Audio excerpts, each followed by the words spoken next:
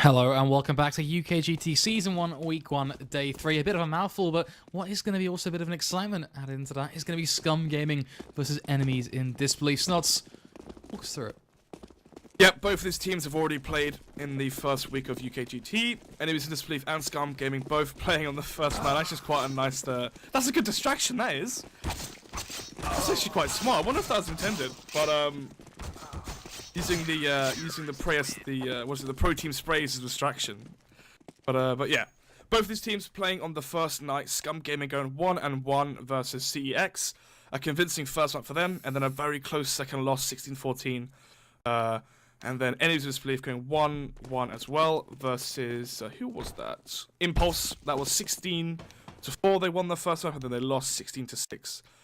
So maybe some inconsistencies there on Enemies in Disbelief part, but SKUM Gaming so far surpassing my expectations personally, even going 1-1 versus CX.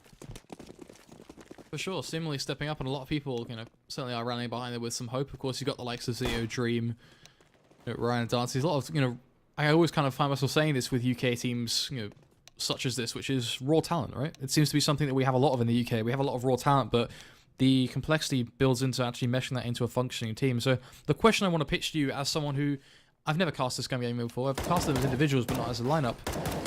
Do you think they have what it takes to be this, this strong lineup to bring something to the UK? Is this Enemies in Disbelief? Enemies in Disbelief. This is SKUM Gaming. Well, from what I saw last time, they played methodical CS, they play slow and steady CS, which usually catches a lot of the UK teams off guard. When you join a server in a qualifier and you see you're playing versus people, no-namers essentially. You're going to play very aggressive, you're going to play very loose, like you don't care, you think you've already won. And that caught a lot of teams off guard, actually, SKUM, how good they were. Enemies in Disbelief, I've played with all these players before, I'm playing with some of these players in ESCA main, like Zeo and so forth, so these guys, they have what it takes, could be a close game. It's more of a skill versus structure. Interesting points, and certainly curious to see how that is going to go. At least it is going to be this pissed around. Now, Logsy 4 HP, so exceptionally low start for him. Of course, the CT side will look to try and hold off a little drop zone platform as well, but their platform hold isn't actually too apparent. It's much more passive setup from Enemies in Disbelief now. Well, actually, from SKUM Gaming, the name seems to be a bit of... Oh, that's smart. All over the place. Duck going to drop on down. It'll be a bit of a 1-for-1 backwards and forwards affair. Duck going to find one on towards Darcy. He's very nice gush rounds with that headshot, leading him to a pretty plentiful position now for the T side. Got the bomb on the back of Duck. Tapping his teammate that certainly wasn't really needed, but nonetheless, they should be able to salvage Logsy on this site, and from there, can't really see Ryan being able to achieve too much. Yeah, Ryan in the 1 versus 3, no kit as well. Rotating in from mid, we get 1 kill, but as soon as the players on the T side notice the hide, the round's pretty much over and done with, especially now the off angle here from NK. Ryan's going to check it. Nice one headshot first to start it off. But, these players darting around, just wasting time and actually wasting their lives as Hawkins still repeaks. And if Ryan finds the kill fast, he can maybe take this. What? And he's going to push on through, he's going to be confident, he's going to stick at it no matter what the circumstance in front of him may be, and that persistence is going to lead him to a pissed around win, Snots. Did they think he had no time? What was... I couldn't even tell you what that was. That wasn't Counter-Strike. That was just a mess. A 1 versus 3. No kit on the final play. You should be expecting that, especially because of how long that rotate's been. Yeah. You know exactly where he is. And you face the player that pushed out of Whorehouse by himself died. The player holding the off angle, fair enough, that's not his fault. But enough of that. Here comes the B push. Here it comes indeed. Ryan already looking to pin this one down, trying to bolster up those stats, already finding himself at 1 versus 3 now. He wants it even more. Grabs the flag of his team, plants it onto his platform, and from there says, "You shall not pass." And unfortunately, he's going to be crushed by a quick flow from a Tech 9. SKUM is quick to respond, though, as Duck going to find one on towards Darcy in return, so a trading affair that does work out for this T side as the rifle of Duck yet again, just another on towards Logsy. The shotgun's in a bit of a struggling position at this point. So close.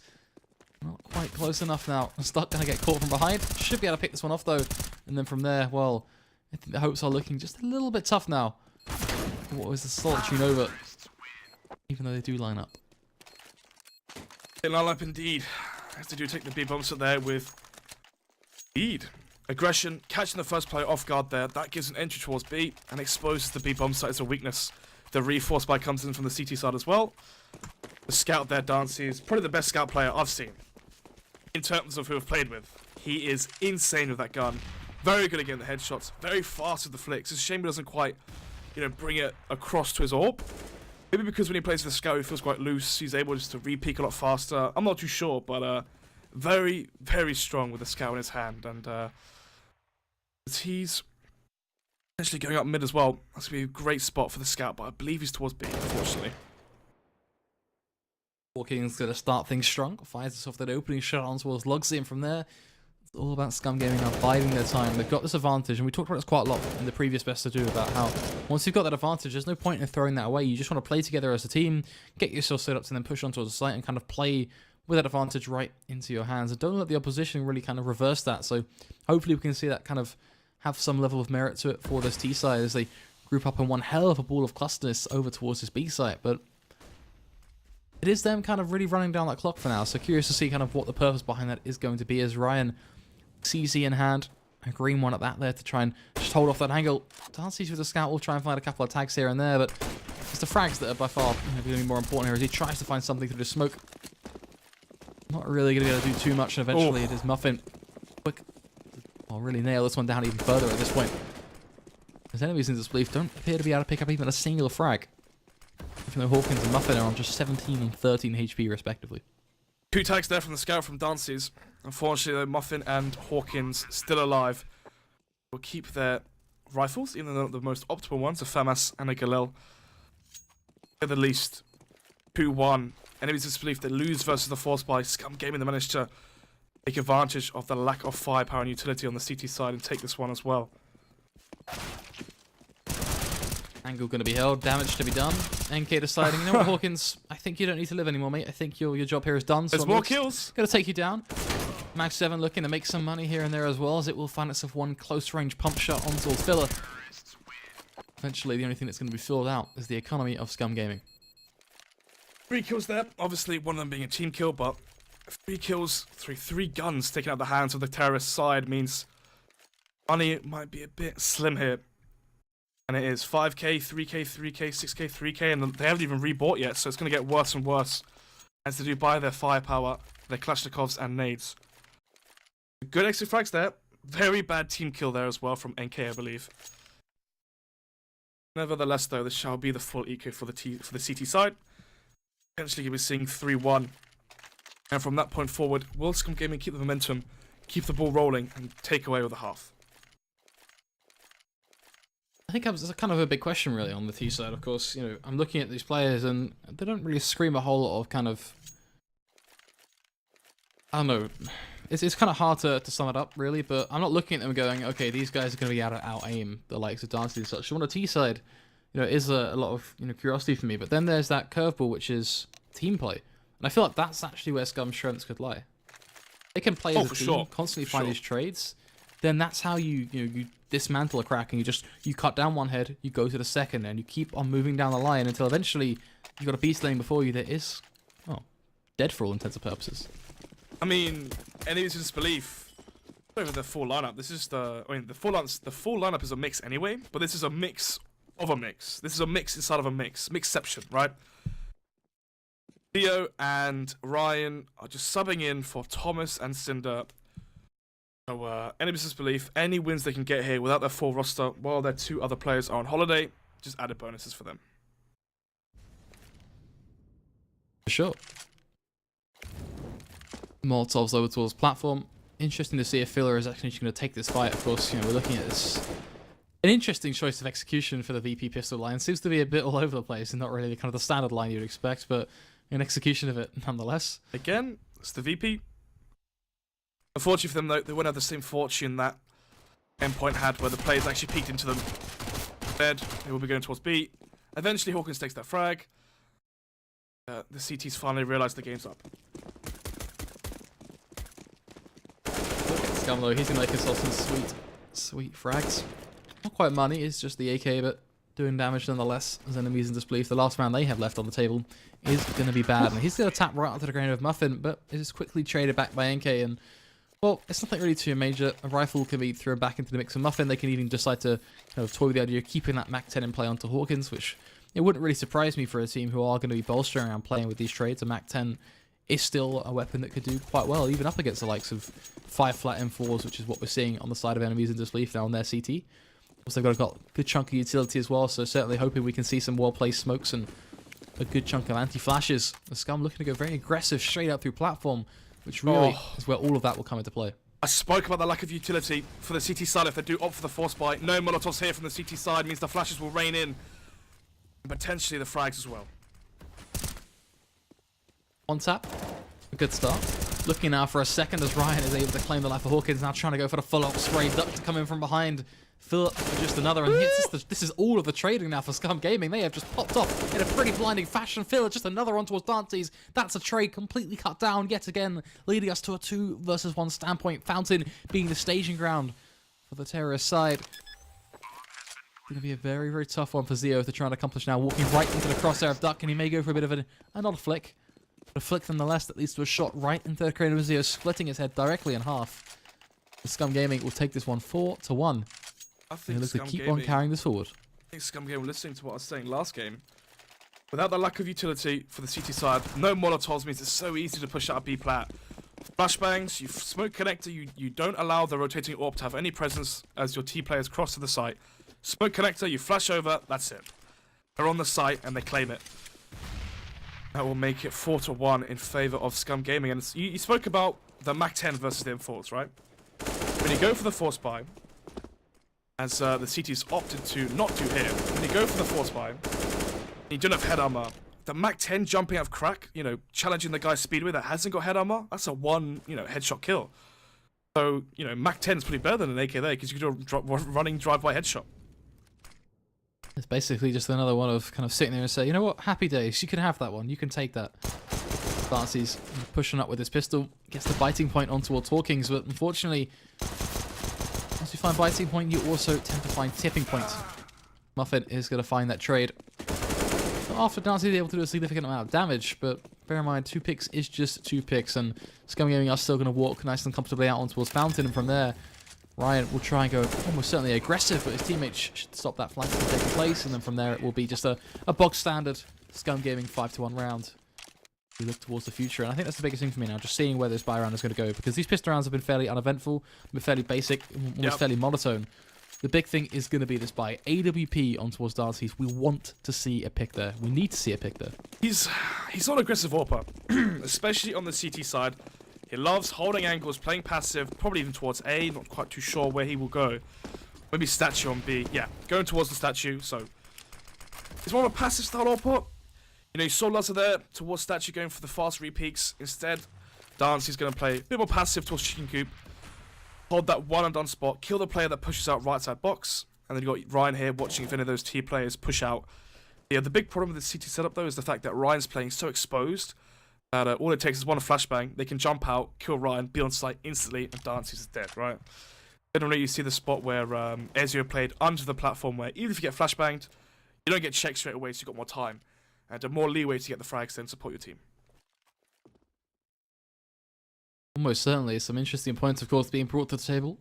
Always love your insights, Noz. You always bring a bit of a different element to what's going on. A la couleur. It's the colour, mate. Like a painter. That colour. Painter. Well, you talk about paint. I think, you know, the unfortunate circumstance for Enemies Disbelief is the fact that, you know, right now, they're having just to walk step by step around these sites, but they've got no information, not really too much to work with. They're only seeing a couple of utilities, you know, a couple of utilities, should I say, being kind of expended here and there. But nothing crazy, really. So for them, kind of I'm looking towards some information. Perhaps they can just kind of pop off with a bit of a boost here and there, or some information, a bit of a peek over towards A mid, which we are actually seeing coming from Logsy. Oh, good fake. But NK got to take full advantage, and it all falls into place. Muffin, just another for him. We are going to see a quick trade coming from Zeo, but is that enough? Is one trade enough for a double kill to be claimed? Especially when you got Duck as well, just another towards door. So confident now as the AWP of Dancy's has all intents and purposes been useless, and in this 2 versus 4 retake, I'm going to stick with it being useless. The fact that SKUM Gaming can pull this out of the hat, like this sort of tactic, a good solid fake there, entries towards both sides. I'll shot there from Dances, but unfortunately the round is over. What I'm saying is, SKUM, if they can put out these fakes, and they're not afraid to put out fakes, enemies in disbelief, they need to get more information if they want to have good CT rotations and good CT setups. You need plat control. Dances needs to be playing here. Once the smoke towards B plat fades, at around the 1 minute 20 mark, flash platform, hold platform, flash again, maybe jiggle P for information, do something, because if SKUM Gaming have these fakes in the bag, you need to be very wary where you place your CT setup, where you have your rotations go. So CT side, definitely going to need some more information here. They want any chance of having the good reads. For sure, of course. I'm still going to be, looking and putting almost a lot of pressure onto the shoulders of Dantes, if I'm honest, Nods. And I'm curious if you want to chime in. You already touched on kind of his styles and Orpa and kind of what he tries to bring to the table. But style is one thing, and kind of how you want to play. Yeah, that's all well and good. But if you're not finding these picks, then it's such a tough one, and it's really giving SKUM Gaming the opportunity to go with constant aggression and to catch that off guard. So I do feel like there certainly needs to be an antidote of some variety found, and an opportunity for Dances to try and just perhaps find some close picks, as already it is going to be one to fall. Hawkins and Co just dancing momentarily out towards the site. Dances is going to pick up one with a late peek. What is Dream doing there? Very, very questionable plays here from the CT side. Logsy pushing in, trying to spam through a nade towards Chicken Cube. Could actually do some damage here. Whiffs, unfortunately, the Molotov should flush out that player. But the Molotov misses as well. And down he goes. NK there nice and quick. With some very nice kills, and Logsy is 0-0 to 8. Oh my goodness. So, definitely not the best performance here from him. I do want to ask you a question though, because I've berated on Dantes a fair bit with this AWP, and it's been a real common point for me. It's not berating, it's just, well, he plays passive, and it's not, It's not working, which is what I want to ask you now is where does he play? What is his option for him, or is it simply put the rest of his team need to step up around him to make him be able to do his job? Kind of what's the angle here that describes what's going on? Well, describing what's going on, Logsy the first. Yes, sorry, that's 0, they were 2. This is a 2 versus 4 out of nowhere. Good solid bait and switch setup there from the CT side. Doc spots out the player towards APC. Nice shot there. Molotov towards connector. This round is retrievable for the T side. Well, it's certainly going to be retrievable, of course. It does rely on Ryan hitting the shots of the Deagle if they try and push up close and personal. We'll see a bit of a fair towards long now as NK nearly making a bit of a blunder, but eventually is going to be able to find it. Goes for the pistol drop. Just trying to really toy with them. And one thing that would be really interesting is if I've seen NK do this before actually. If he tries to boost over those bricks, get on top. But not a lot of that is going to be the case. Just going to be puking around nice and wide, clearing out the site. They've got a lot of time to work with, 55 seconds. They don't have to be rushing into this one at all, especially considering where that bomb is dropped. They already know for the most part how enemies of disbelief are going to be kind of set up around it. So there is no too much worry about a flank or something along those sort of lines. NK is going to go for a boost up on towards balcony. Interesting I actually decision. like this play. They expect a player to be towards connector. But unfortunately for them, Z will be a mid. And Ryan there with the AK will be spotted as soon as he's in the open though. Has armor about the nice headshot, potentially the spray, not quite connecting, gets one. Let's get the second. 20 seconds, the bomb, the HP. This is looking extremely unlikely, and Zio actually lets him get the bomb. Oh no, I was going to say, that was quite questionable. I was going to say, the time for him to sprint up ramp is, unfortunately just a little too little. What was the question you had there, mate? So I want to talk about Dances, and is it a matter of him changing his position? Would you say that he needs to just move around the map a bit more? Still playing with his passive style, or do you think it's just teammates needing to step up and allow him to be the player that he's trying to be? Oh, Cobblestone is one of those maps where information is so important. People say that retaking A site Cobblestone is potentially one of the hardest sites to retake, along with B site cache, B site nuke, etc. My goodness, already an entry there for Hawkins. Dances over the trade. Trade exactly what they're looking for. Maybe Logsy to dart on through a wall of smoke. Go on, He's Logsy! Separating. Logsy, he wants this. He's dead. Duck is going to find one in response. Having a great time there, Stunts. Loving the enthusiasm as Duck is going to find one. Almost certainly lined up now. NK going to be there to help him. The question is all a matter of who. Is Zio trying to worm his way out of this, but it's going to be so damn tough. And it is going to be Duck to find a triple kill all in all for him. SKUM Gaming 8-2 up against enemies in disbelief on their T side. But retaking A site is so difficult, and players or pro players usually say that A site Cobblestone is one of the hardest sites to retake. The information is so important. That's why you see Guardian, Fallen gets very aggressive towards platform, Nico, all those players, right? They get very aggressive towards platform because You need the information. You need the AWPer there to hold those angles. Doesn't even have to wide face all the way in towards, just for drop. Just hold the fairly close angle. Listen for steps. You're a lot closer. And just get a feel for how many people you reckon's there. A lot of the times you can get a gauge on if you're being spammed, if they're sniping in smoke, if they're flashbanging, all of that sort of stuff. Darcy's going to find one with a deagle, adding a little bit of excitement to the round, just making you at least sit on the edge of your seat there, Snods, and perhaps a tiny bit of belief. But unfortunately, unfortunately, I think that's going to be the case. Really, you might well have a belief, but perhaps it's for the wrong reasons. As the split comes on towards A, and disbelief starts to make a whole little bit more sense now. As it is going to be the bomb go down towards A. What can they do, Snods? What is going on? I thought we were going to be seeing some close matches of Counter-Strike tonight, Snods. So did I. SKUM Gaming have definitely been a massive surprise for me.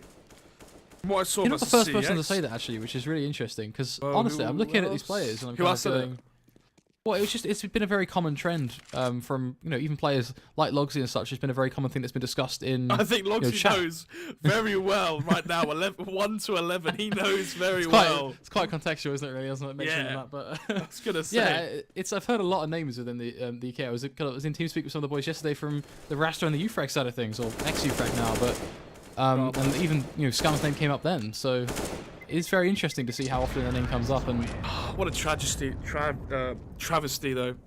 Got them in the end. UFrag.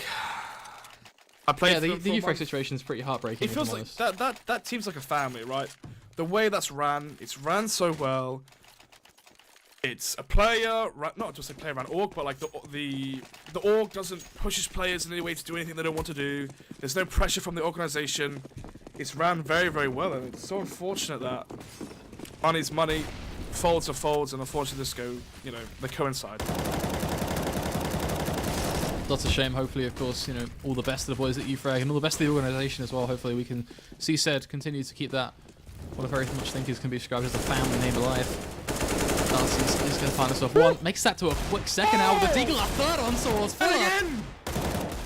Oh, again, maybe a bit too much to ask. But I think the moment got to him then.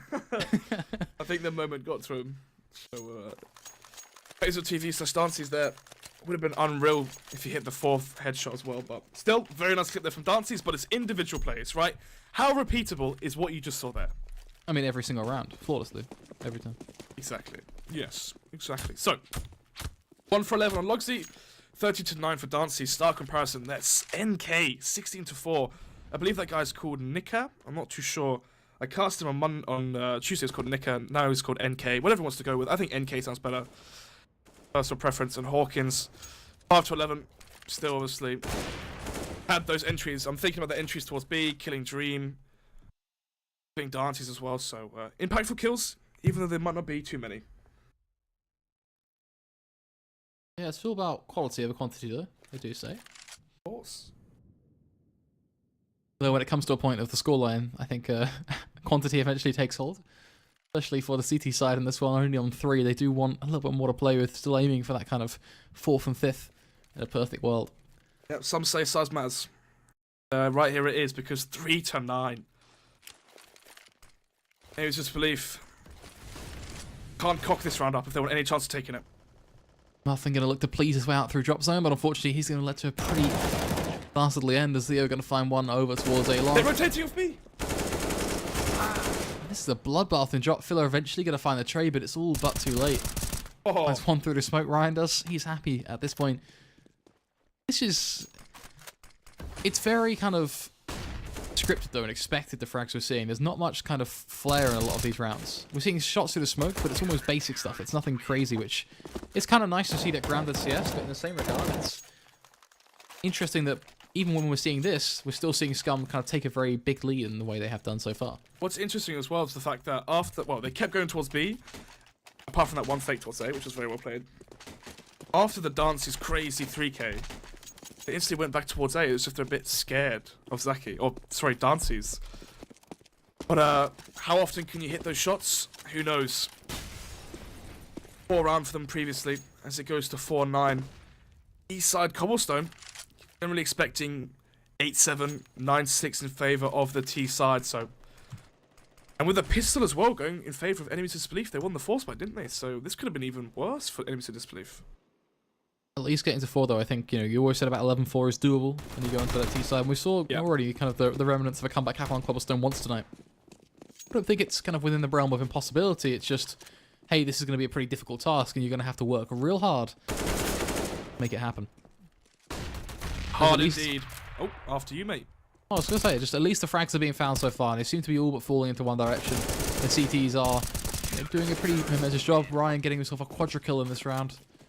What? 9-6. Very much on the line, I think. Yeah, potentially. Even if it goes 9-6. I mean, the difference between 9-6 and 10-5 in terms of the confidence you have in the half you just played is massive. It's 9-6, you think, you know what, fairly average, we can still win this. It's 10-5. Mentally, mentally, I'm just wondering if you agree with me here, but like mentally, if it's 10-5, you feel a lot more out of it than if it's just, 9-6.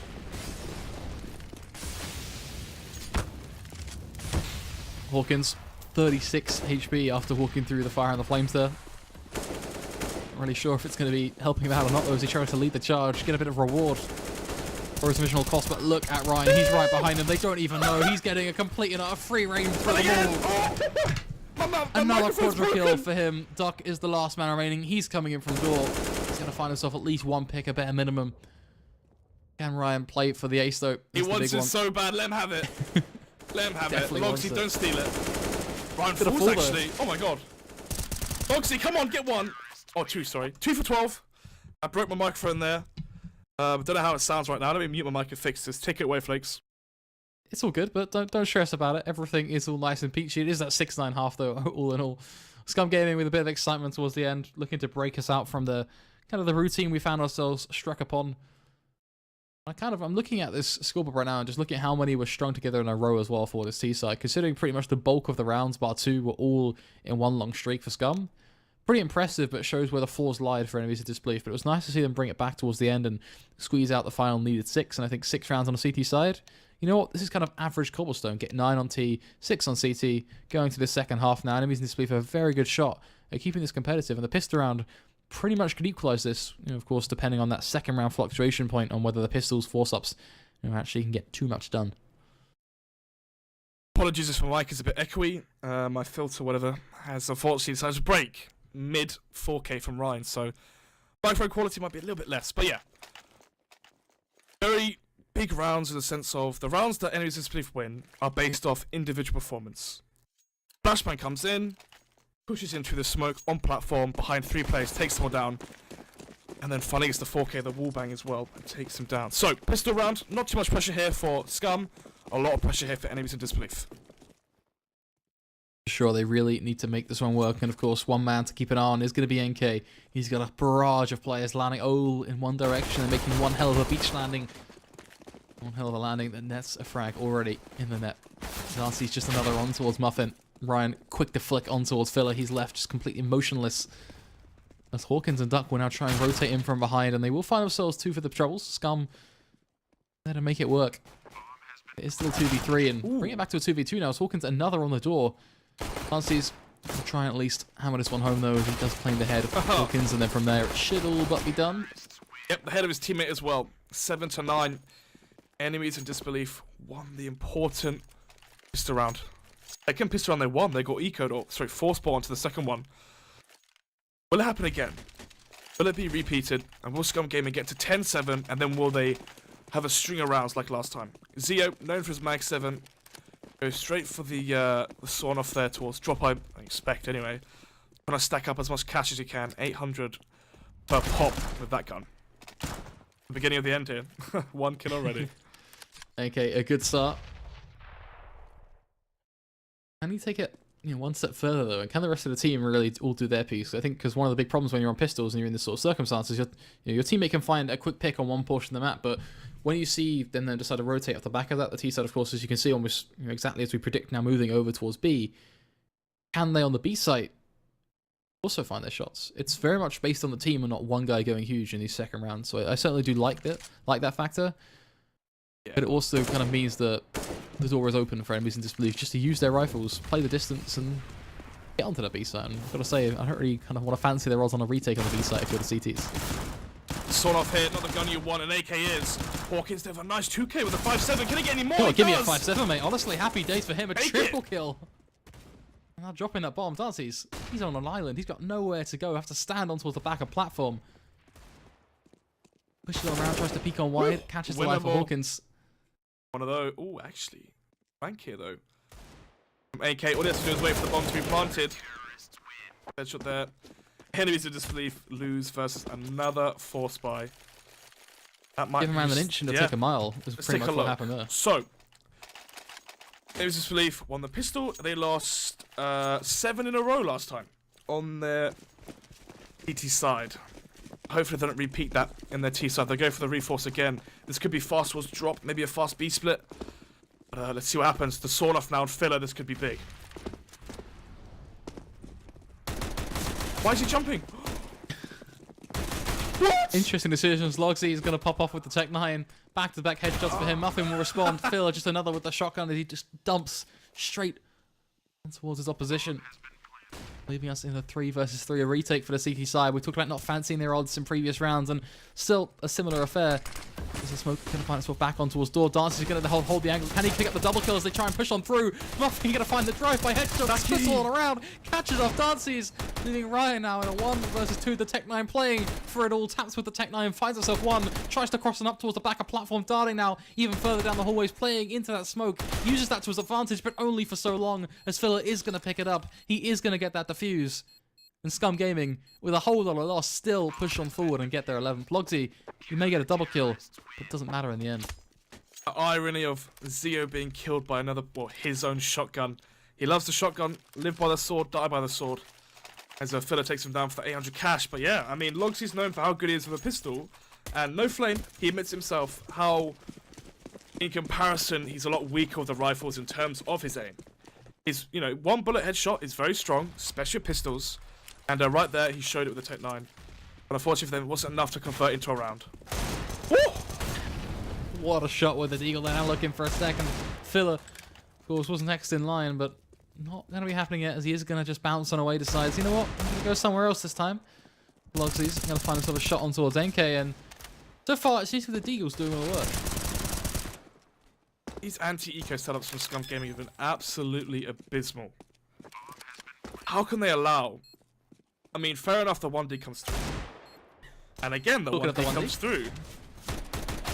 Filling out in the 1 versus 3. Pretty much to try and save this, but Logsy's on the ball, on the case, takes him down, and gets them 4. So was every single frag there with the Deagle, just to clarify, in that round? Many. It felt like pretty much every single frag in that round was claimed by one Deagle, or a Deagle kill of some variety. That really highlights a fatal flaw in SKUM Gaming's anti-ecos. Well, it's the fact that you've got one player playing stairs, versus an eco, with the other player playing towards statue, so they're not playing for each other, they can't help each other, you can't peek together, you can't, all you can do is flash for him, that's all you can do. He wasn't even playing behind the stairs as well. Well, he was, sorry, but obviously as soon as his teammate died, that was it, you know, you're isolated on the stairs, you fall, round over. But yeah, if they didn't learn their lesson first time about playing a bit too aggressive, hopefully they learn it there. 11-8 now. 5 rounds is all it takes. SKUM and 8. I need to disbelief. Dricker's going to take it. Like SKUM Gaming, they have the advantage, but the concern will always be their anti-ecos, right? Because if they actually keep throwing away these anti-ecos, that's actually a lot more rounds for enemies in disbelief to play with. Oh yeah, which means that, you know, those anti-ecos basically close that 11-8 gap, and then from there, you could almost say that enemies in disbelief, you know, at least on paper, would actually have more rounds off the back of these falling anti-ecos. It should be 13-6 right now. They've lost to 2 force buys. And now they're on the, you know, the eco themselves. And a bad read, well not bad read, but the default comes out from the CT side. No steps towards B, so they will heavily rotate towards the A bomb site. Good call. Will it pay off? It's going to be a tough one, really, because it relies on them landing some pretty interesting shots with these Deagles. And yeah, I think that's, you know, certainly clutching at straws yet again. They can hide here. Hidden, but somewhat facing still. Muffin is going to try and find himself one. Not able to find it just yet, though. Tapping away, though, will be ducked. Picks up one at least for his team, a bare minimum almost, but they're pushing close on the site. There needs to be a little bit more. They're just getting wrapped in from behind now. There's no distance to them to toy with. The pistols can't reel them in. SKUM Gaming are falling hook, line, and sinker. They're going to lose this pistol. Enemies into disbelief are going to keep this fight happening. They're going to pretty much take this one 9-11. I wouldn't be surprised if we start to see this one equalize out to 11-11 at this point. Yeah, I mean, the EK comes in, they will have a buy into the next round, so we'll go 9-11. Question is, if Enemies into Disbelief can take that and then make it 10-11, Scum on the eco, 11-11, and we play from there. The money on Enemies in Disbelief side, though, still quite weak, actually. They will get 3,500 or so once this round ends. You will be seeing a rebuy from 2 players, you know, 4k across the board. They'll buy if they lose the next one. So Scum Gaming have to chain a couple rounds here. If they can make it 13-8, Enemies of Disbelief on the eco. I mean, even then, Enemies of Disbelief can still win it.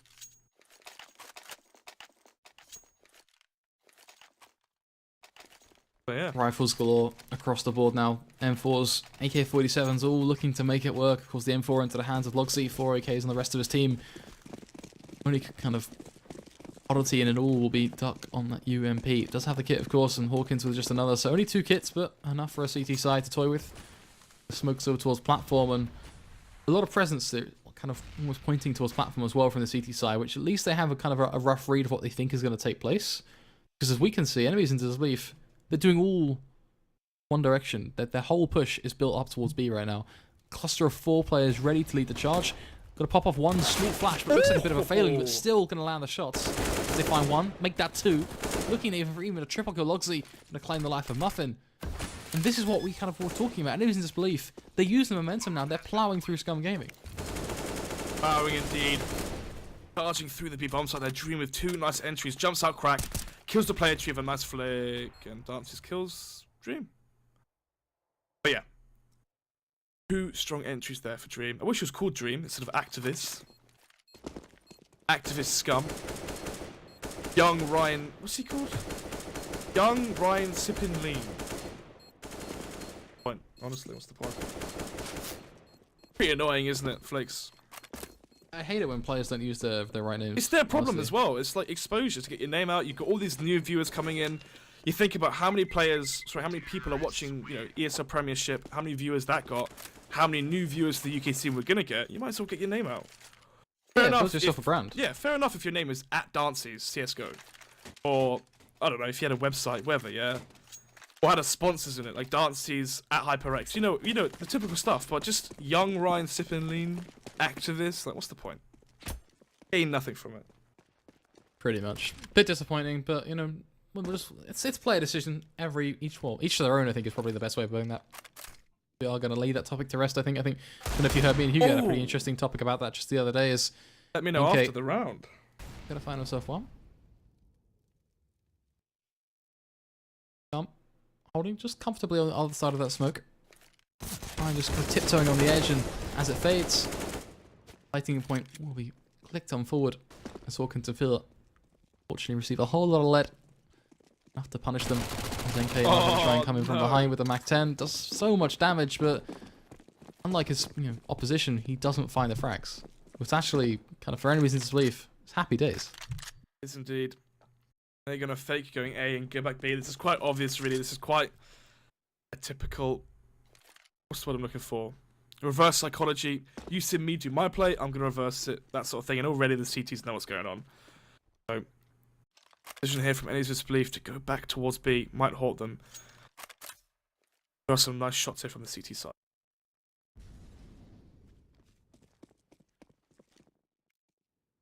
Nice shots indeed now as Muffin holding ever so close. Got Dancy's a low player walking right into him, snaps on towards his head. NK to find himself another, playing off their low damage that was inflicted before, but they're going to be able to push this one step further now. Logsy trying to push the pressure points off this D side. Finds himself 1. Ryan to find a second on towards Muffin.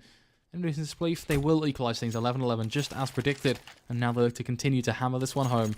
All they need is just a couple more rounds to really smash down the economy of Scum and break them pretty much as players.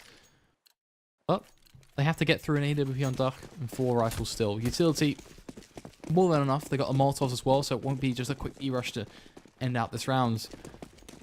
But momentum clearly playing a factor for these teams now. Yeah, for sure.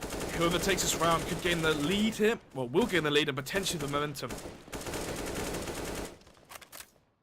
Classroom mid. Information to be gathered. Once they realise they're playing close towards A, they can easily do an A fake here. Very, very easy. Molly, whorehouse, smoke towards connector, flash over, have one player push, take the bomb towards B, where it is outside drop.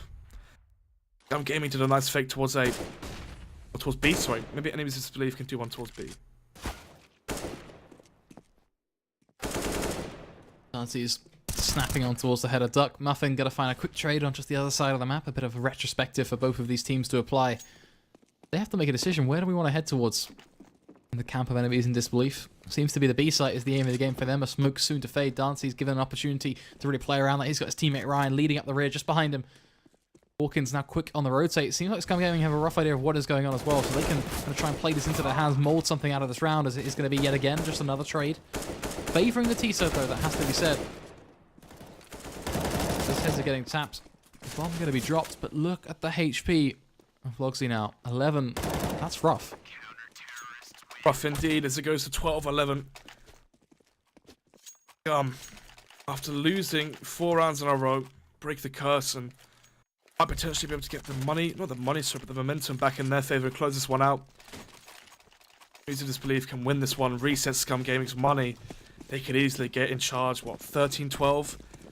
That point on is still anyone's game. You saw what happened though, I mentioned the A fake.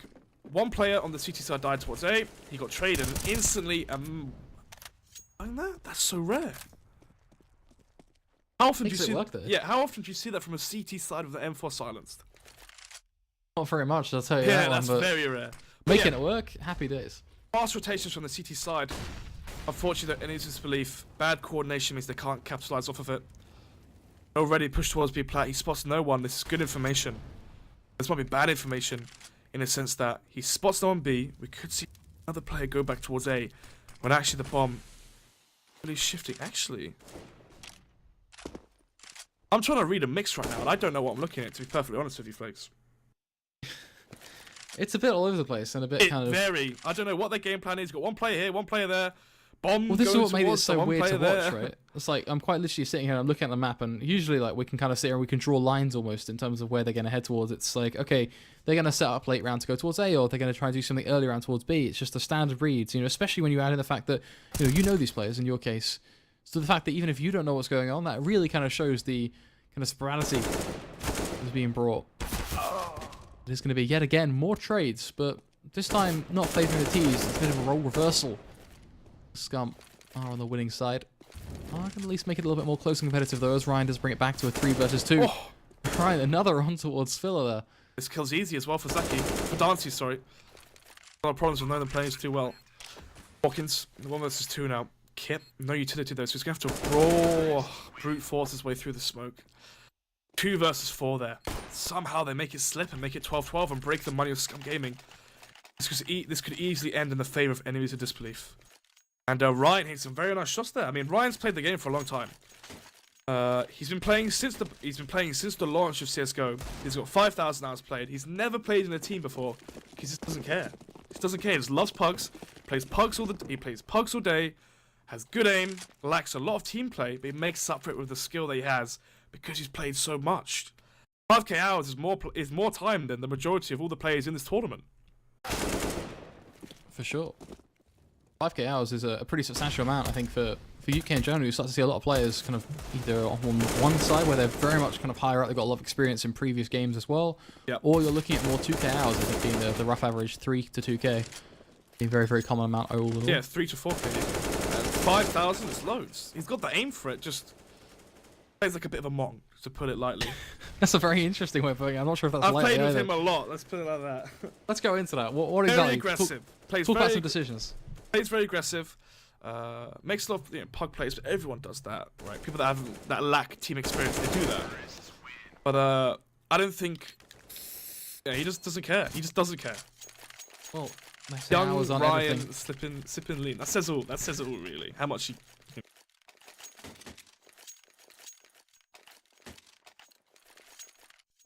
13 to 12. Eco actually. Eco for SKUM Gaming. They're playing for the 14-12. And the 5 rifles for enemies to disbelief. Good call here. And AWP versus pistols isn't always the best option. Let's see whether enemies in disbelief can at least keep things clean though. Hawkins is going to be ever so aggressive. Unfortunately unable to achieve anything though, as they are all just going to fall in just a couple of seconds almost, if that. Including just a quick fan of the flames as one is going to burn on away. I think it was NK. And Muffin and Phil are now kind of mop up a pretty awkward mess. The CZ is there to tap on the head. Phil going to try his darndest to respond. Well, again, it comes back to that same old moot point. What on earth can he possibly do here, really? Just tap on towards perhaps Zeo, look for dances. Don't really see much else. I'm not really seeing much of a future either. Plays on 3 sensitivity as well, as you can probably see. Plays on very high sense, Ryan. And again, you know, some players looking at Get Right plays 2.9 cents. Forest plays on Eco. I think Eco's a very good example of high sense. 3.3 cents, isn't he? 3.3? Yeah, it's something that's very, very high. Simples 3.09. Don't know how I remember all these numbers, but somehow I do. I mean, then you got the contrast, right? Nico 1.55. Olofmeister 1.7. Flusher 1.7. So sense means nothing. Just because your favorite player, It's just your preference. Exactly. Some Just because your favorite player plays on 3 and hits the flicky, you know, fancy shots, doesn't mean that you suit that playstyle. You can still be the best player in the world and play on a very low sense. Oh, that's proven by the best players in the world. The top 20 players all vary between low sense and high sense, and it all comes down to, you know, what you can master. Some players can master the high sense, be accurate with it. Some players just can't. It doesn't fit them, as you say. It doesn't fit the playstyle. And I think that comes down to a lot of things, whether it's sense, whether it's crosshair, resolution, whether it's team players, whether you can get on well with players, you can mesh with them as a lineup. And Find make out it work. here at flakes.com. Selling it quite well, Snots. Good job. The subtle sellouts. Or should I say twitch.tv plus flakes_TV. There we go. Yeah, getting it in. Or should I say at flakes? Is it at flakes CSGO? What? I know it's at Snots CSGO. Yeah, that's not CSGO. Yeah. What's your Twitter? Plug it. Plug it. My Twitter is Flakes TV. Yeah. There you go then. Job done. All about the self blogs, of course. 14-12 though, to bring it back to the game. Want to get the sell promo aside. Somehow that slid in by accident. Not quite sure how that happened, but nonetheless, an accident is NK getting a headshot on towards Ryan, who just walks dead set into it as Muffin. Another on towards Loxies. I mean, this 14-12 save from SKUM has all but worked out. Pretty much a perfect round for them, only losing Muffin.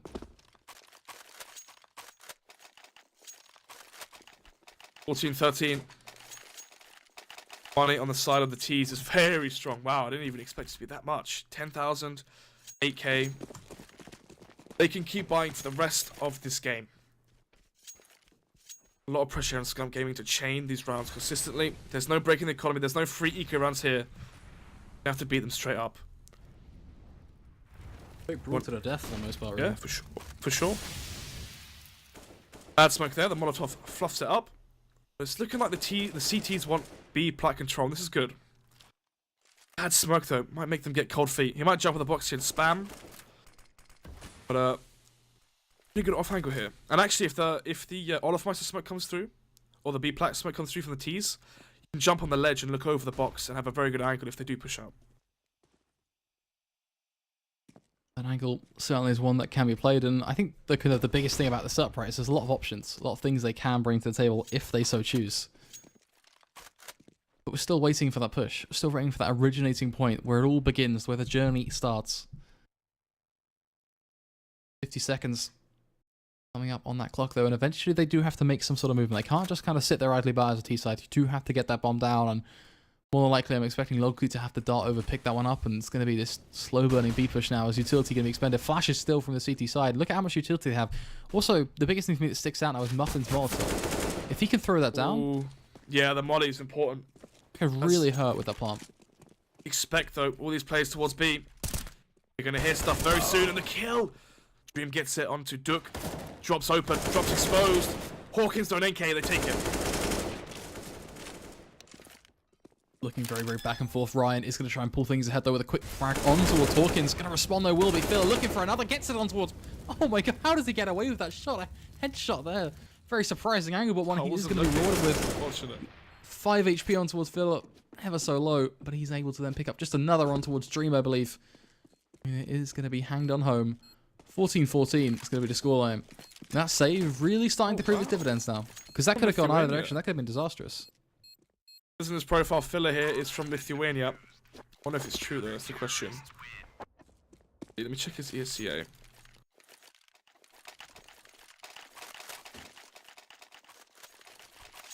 So, No, he's living in... Okay, IP's from England, City's from Lithuania. Who knows at this point? Who knows? But all I know is that these players are unknown. That's why I'm having to research them. Because it's like, I've seen them play previously versus CX, they played very well. But the actual players themselves, not how they play, very foreign to me.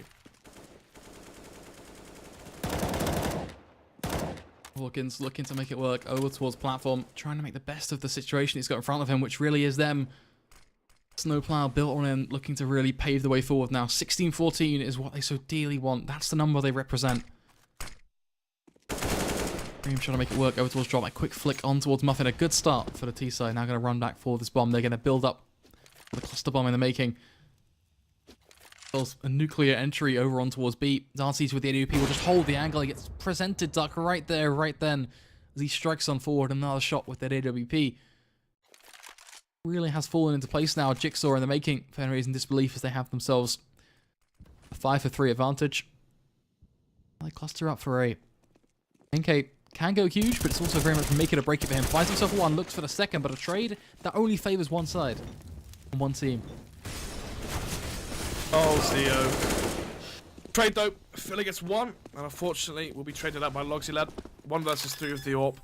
Molotov though can't money the site, but instead will save and try and play for that overtime, and the money is very, very bad on the CT side. You're only going to get 1.4k investment back here, or, you know, funded 1.4k. So, Thamas's lack of M4. I don't think there's going to be 1 M4 here. We're going to be max 7, maybe towards drop. Thamas's Hawkins is going to have 1.4k. He can drop over UMP. Looking very, very dire. Dire indeed, and it kind of the heartfelt point for SKUM Gaming is that they may well be sporadic. They may well be kind of off the cuff. They fought bloody well hard to get back to this point. I keep referencing this 14-12 kind of save from them, that big decision. And that really kind of sticks out to me because you don't see a lot of teams willing to make that anymore, especially within the UKCS scene. You see it commonly within European CS, but in UK communities, a lot of teams will just keep on forcing when it gets near the end. They just go, you know what, boys, we have to win this now. This is our moment. This is what we have to win, or it's all or nothing. Yeah, that's not always the wrong call, though. Sometimes you generally just need rounds on the board right now, or it is game over. But it's quite refreshing to see teams for sure. just kind of sit back and do that within the UK community. It's nice to see welcome change, and I'm hoping, maybe a bit kind of out there to say, but I'm hoping SKUM Gaming can show teams that there is different ways to approach every situation. Yeah, I mean, that's when you're like, what, 1 to 8 down, you're thinking, we need rounds on the board. Otherwise, this is getting very, very out of hand. Exactly, but when there's 3 in it, yeah, once it's 14, it's not all or nothing. Yeah, once it's 14-15 and you're playing for overtime, the smart call, the good call is to save the AWP and hope that has some impact. And NK here, usually we saw Duck with the AWP previously when I was watching them, or casting them, sorry, on Tuesday. Interesting to see how Nicky can play that right now. A similar affair for Hawkins as well. It's all about them just holding these angles. Duck with the pistol, just there to tap on, try and find those heads. 5-7, a very strong weapon in the second move drop, has to be said. They push it on, he can still tap those heads, and arguably can do just as much as a rifle in these scenarios. As that clock yet again winding its way down. 45 seconds was usually this push point. And he was in disbelief, and you can kind of see that starting to take hold now as CEO just there, right on the cuff of pushing over drop zone. Getting himself that uncovered landing as the shotgun is going to miss the shot, but eventually is there to claim it. Filler to find one. Back and forth trade from Ryan. SKUM with the AWP, though, will kick it home as NK there to secure it. Darcy's just another for him. Looks for the double kill. Picks it up on towards Duck as he now plays for the triple. Needs to stare towards Rock. That's where he needs to keep his eyes drawn towards Hawkin. He's just waiting to bite the perfect time. But Darcy, he looks dead set in front of him. He takes it home. 16-14 will be the map score. GG's certainly have to be said, because that, as much as it didn't seem like a very close match at the start, certainly developed into one.